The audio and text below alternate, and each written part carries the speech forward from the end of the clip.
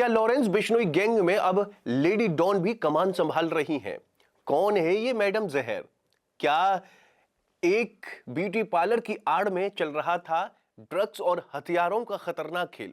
और क्या इस गिरफ्तारी से खुलेंगे सिद्धू मूसेवाला मर्डर केस के कुछ और राज? सवाल कई हैं और जवाब बेहद चौंकाने वाले।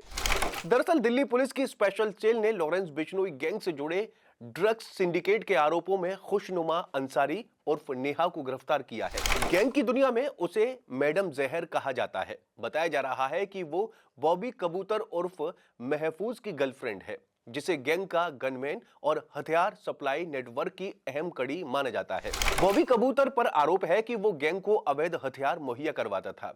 जांच एजेंसियों के मुताबिक बॉबी कथित तौर पर सलीम पिस्टल नाम के एक बड़े अवैध हथियार सप्लायर से हथियार लेता था। इस शख्स को नेपाल भारत बॉर्डर से गिरफ्तार किया जा चुका है और इस पर पाकिस्तान की आईएसआई से जुड़े होने के आरोप भी लगे हैं। सवाल यह है कि क्या यह सिर्फ गैंग वॉर का मामला था या इसके पीछे अंतर्राष्ट्रीय नेटवर्क भी सक्रिय था। मूसेवाला हत्याकांड से लेकर फिल्म अभिनेत्री दिशा पाटनी के घर हुई फायरिंग और दिल्ली के चर्चित नादिर शाह हत्याकांड तक कई संगीन वारदातों में बॉबी कबूतर को अवैध हथियार सप्लाई की एक अहम कड़ी बताया जा रहा है। खासतौर पर जब पंजाबी सिंगर सिद्धू मूसेवाला की मई 2022 में दिन दहाड़े हुई हत्या से पहले रेकी में बॉबी की भूमिका की बात सामने आई थी।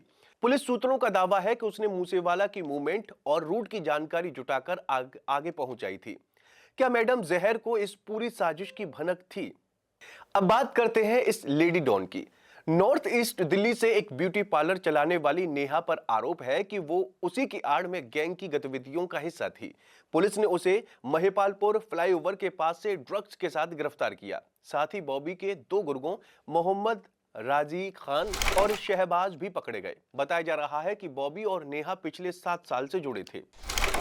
लेकिन दिलचस्प बात यह भी है कि इससे पहले चंडीगढ़ की लेडी डॉन दीपा और हाशिम बाबा की पत्नी जोया खान का भी नाम सामने आ चुका है। क्या लॉरेंस बिश्नोई गैंग में अब महिलाएं भी ऑपरेशन संभाल रही हैं? क्या यह गैंग की नई रणनीति है? स्पेशल सेल की काउंटर इंटेलिजेंस यूनिट लंबे समय से बॉबी कबूतर की तलाश में थी। बताया जाता है कि वो लगातार ठिकाने बदल रहा था और फर्जी पहचान का इस्तेमाल कर रहा था। आखिरकार टेक्निकल सर्विलांस और खुफिया इनपुट के आधार पर उसे दबोच लिया गया।